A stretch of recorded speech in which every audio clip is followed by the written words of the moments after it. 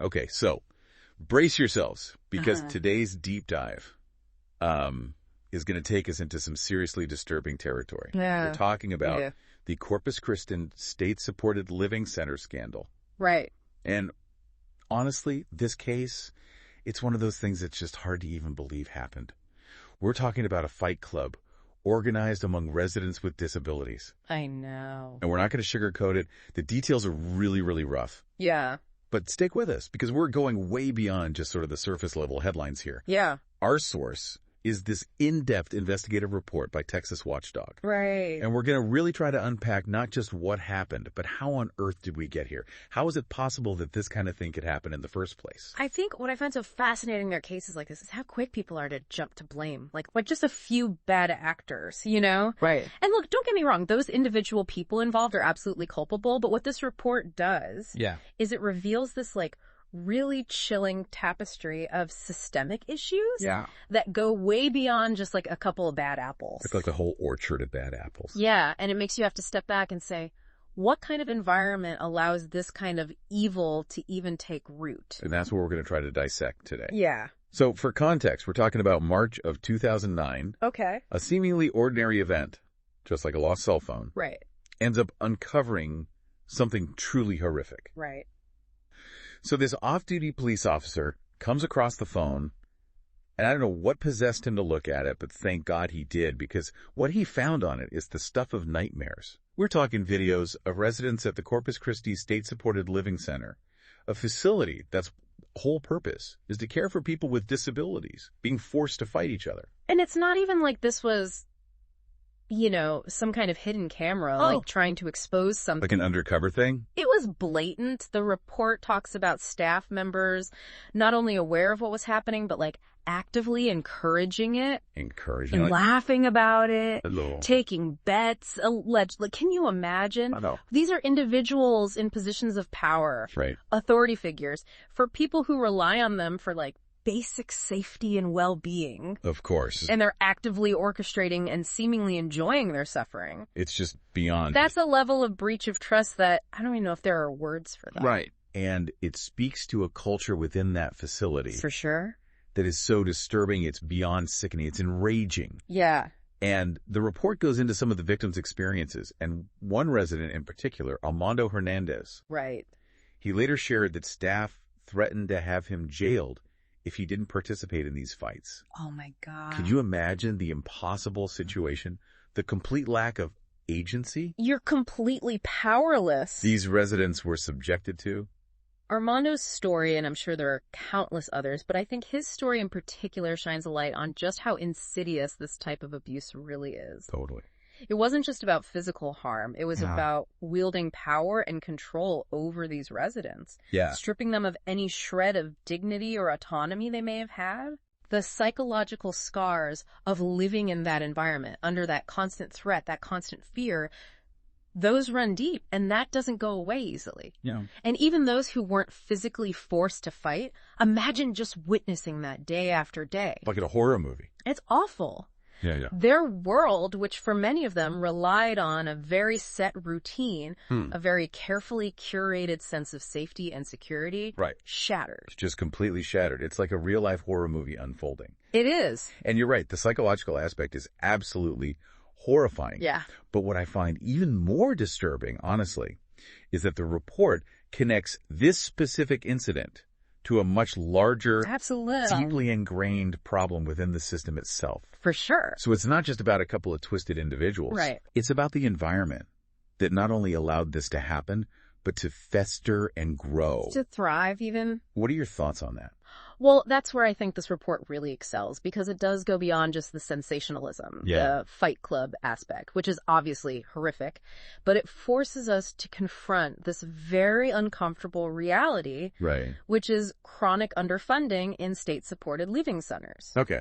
Now, you might think, okay, underfunding, that's a budget issue. Right. But think a little deeper. Okay. What does chronic underfunding year after year, decade after decade, what does that say about our priorities as a society? That's a good question. It really speaks volumes about how we value, or rather devalue, the lives of people who are most vulnerable, the people who rely on the state for basic care, for dignity. It's like we've just turned a blind eye. Yeah. Or even worse, we've kind of collectively accepted this as like an unfortunate but inevitable outcome Sure. of limited resources. Right, exactly. Like we just don't have the money. But we always find the money for other things. That's a good point. That's a really good point. And this lack of funding, it's not just about a number on a spreadsheet. It cascades into this whole host of problems. Right. You end up with woefully inadequate staffing levels. You have overworked, underpaid employees. Who are probably ill-equipped, frankly. Exactly. And they may be fantastic people, but they don't have the resources, the training Right. to deal with some of the complex needs of the residents. Absolutely. Then you get a lack of oversight and accountability, because when a system is starved, who's left to watch the watchers? That's a good question. Right. And these are not excuses for the abuse that happened. Of course not. But I do think that understanding these systemic failures Right. is absolutely crucial to preventing it from happening again. And that's really where I think the real work begins, right? Because it's easy to be outraged. Oh, absolutely. It's easy to condemn the individuals involved and maybe even demand some kind of justice. Sure, yeah. But the much bigger and honestly much more difficult question is, how do we dismantle the system that allowed this to happen? Right. And rebuild something better in its place? A system that actually works. Exactly. Yeah, that's the million-dollar question, isn't it? It really is. And the answer is unfortunately not simple. Right. But I think the first step is at least acknowledging that this isn't just a Texas problem. Right. This is a human problem. It is. It absolutely is. It's just so easy, to kind of distance ourselves from these kinds of stories. Right. And to think, well, that's awful, but thank God that could never happen here. Right. But I think the uncomfortable truth is that the seeds of this type of abuse, they're everywhere. Oh, absolutely. They really are. Anywhere we choose to look away, anywhere we prioritize convenience or just like cost cutting over actual compassion, over dignity for other human beings. 100%. And you would hope that this case, at least, as horrifying as it is, that there were some consequences, right? Yeah. I mean, the report talks about arrests, lawsuits, people actually being held accountable. Right. That it wasn't just kind of swept under the rug. No, you're right. There were attempts at justice. The report details how 6 employees at the Corpus Christi facility ended up facing charges, injury to a disabled person specifically. Okay. But, and this is where things I think get even more frustrating, one of the alleged ringleaders, a man by the name of Timothy Dixon, they actually had video evidence against him. What? But it was suppressed by a judge, so it couldn't be used. Wait, hold on. They found videos of this guy allegedly orchestrating this abuse. Apparently. And a judge wouldn't allow that as evidence. I don't even understand what the justification could be for that. Yeah, so it was a technicality, which is just infuriating. But basically, they argued that the warrant that was used to uncover the videos was too broad. Oh, my God. So even with what seems like completely undeniable proof, the system just completely failed to deliver anything even resembling justice. That's unbelievable. And it makes you wonder how many other cases just like this are out there. Oh, I'm sure. Way more than we even know. That get brushed aside or just totally mishandled by this system that's supposed to protect these people. It makes you sick. Yeah, and I think it really just highlights how important organizations like Texas Watchdog are. Right. These groups that are dedicated to this investigative journalism, shining a light on these dark corners that would otherwise never see the light of day, It's so true. And thankfully, it wasn't just the legal battles the report goes into. Right. Families of the victims filed lawsuits against the state. Absolutely, yeah. Numerous lawsuits against the state of Texas. Wow. And one attorney, Bob Hilliard, his argument really resonated with me. Okay. He represented a number of the families, and he said, I'm paraphrasing here, but he basically said that focusing on a few bad apples, while important, misses the bigger picture. Totally. He was arguing that the system itself, the very structure of care, or lack thereof, was just as culpable. It's like that old saying, a fish rots from the head down. Exactly. If the foundation is rotten, you can try to prop it up. Right. But the whole thing is eventually going to collapse. That's just a chillingly accurate analogy. It really is. And it kind of brings us to one of the most powerful images I think that the report uses. This idea of the abuse lingering like a toxic fog. Oof. Even with arrests, lawsuits, attempts at reform. Right. That fog remains. It seeps into every corner. It impacts the lives of the residents, their families, even the staff who weren't directly involved. That's a really good point. It makes you wonder, were the changes they made in the aftermath even enough to dissipate that fog? Right. Or are we just waiting for the next horrific story to emerge from the haze? It's a question that haunts you because we hear about these scandals, right? These isolated incidents. Right. But what happens when the spotlight fades, when the cameras move on? Do things really change? Yeah. Or are we just slapping a Band-Aid on a gaping wound? Hoping no one notices the infection festering underneath. Exactly. It's easy to fall into despair, right? Oh, absolutely. To feel like we're powerless to change a system this broken. Right. But I do think the report offers a glimmer of hope. It highlights some of the reforms that were implemented after the scandal. Okay. Installing cameras in common areas of these facilities, increasing staff training, passing new legislation aimed at protecting residents' rights. Which are all good things. They are steps in the right direction, for sure. But are they enough? That's the question that keeps me up at night. Yeah. Because here's the thing. Okay. These measures, while important, I worry that they're just addressing the symptoms, right, not the root cause. Yeah, so where do we go from here then? I mean, how do we move beyond just reacting to these horrific events, right, and start actually addressing the systemic issues that allowed them to happen in the first place? Man, that is the million-dollar question. Oh, I know. And I wish I had an easy answer for you. I really do. All right. But I think it starts with changing the narrative. Okay. We have to stop seeing these as just isolated incidents, right, as a result of a few bad apples, right, and start recognizing them for what they are.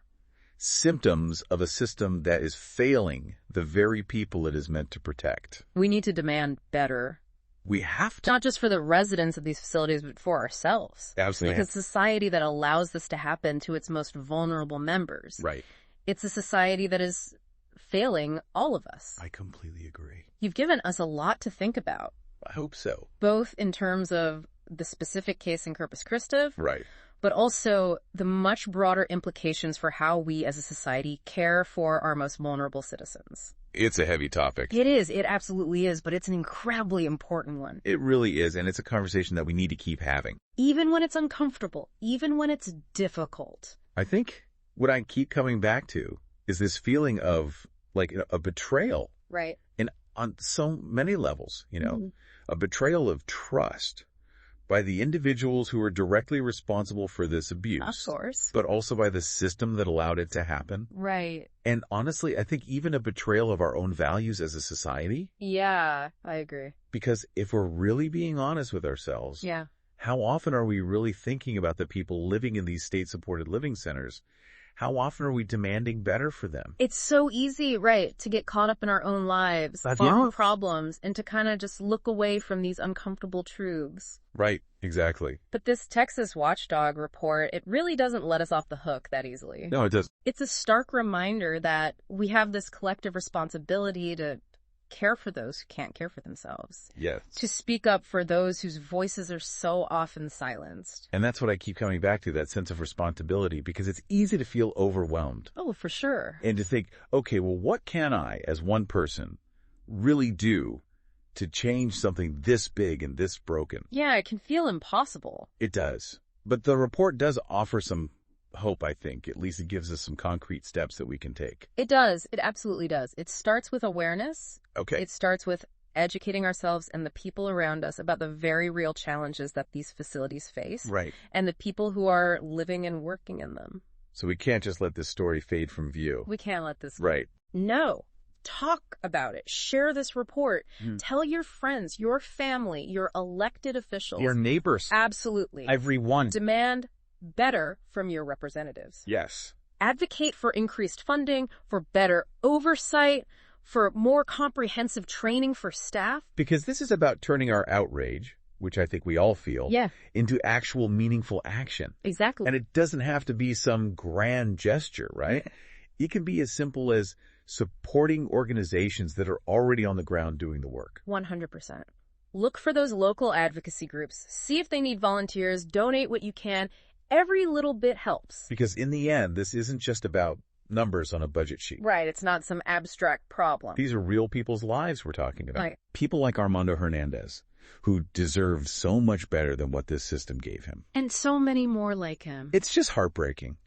And the report ends on this really, chilling note. Yeah. Almost like a warning that the next Fight Club may not be so far off. It's a powerful image. It is, and it's a reminder that while we may have made some progress, we can't pat ourselves on the back just yet. The fight for true reform, for lasting change, it's far from over. Yeah, it's going to be a long road. It is. It absolutely is.